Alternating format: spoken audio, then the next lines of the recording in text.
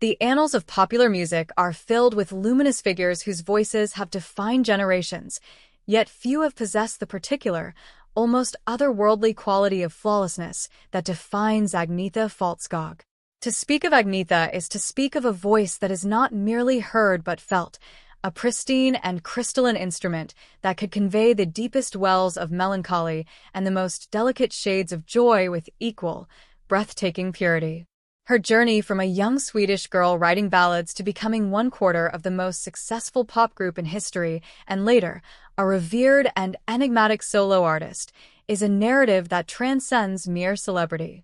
It is a story of a unique kind of perfection, one that is not loud or boastful but quiet, resilient, and profoundly human.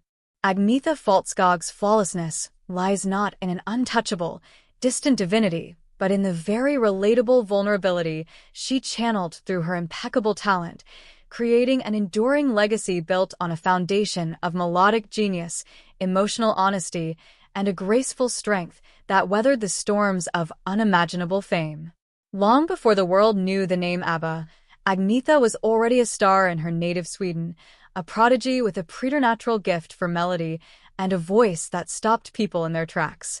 Her early solo work reveals the foundational elements of her artistry, a clear, soaring soprano that carried an innate sadness, a quality that would become her signature. She was not just a singer, she was a songwriter, penning her own hits as a teenager, which speaks to a deep and intuitive understanding of musical structure and emotional narrative.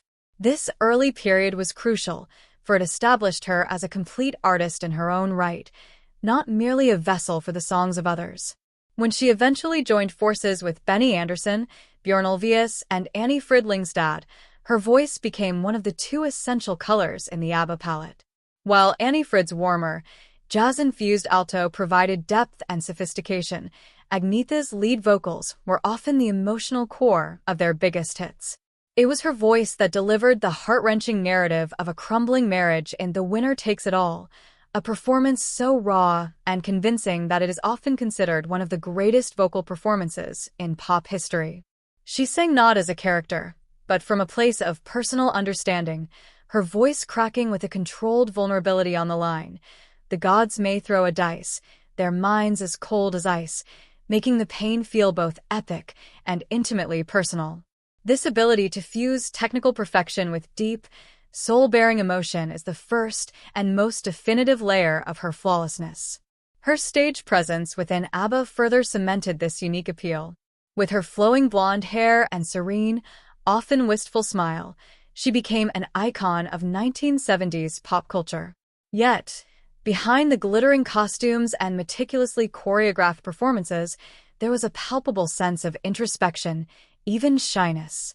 She famously spoke of her fear of flying and the discomfort of being in the spotlight, a contrast to the exuberant, confident image projected by the group.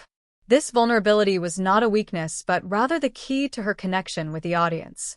People did not just see a flawless pop star on stage, they saw a real woman, navigating the surreal experience of global adoration with a sense of grace and slight trepidation. This authenticity made her relatable. She was flawless not because she was impervious to the pressures of fame, but because she endured them with a quiet dignity, allowing her humanity to show through the polished veneer of the ABBA machine. The perfection was in the performance, but the soul within it was beautifully, flawlessly human. The aftermath of ABBA's dissolution and Agnetha's subsequent return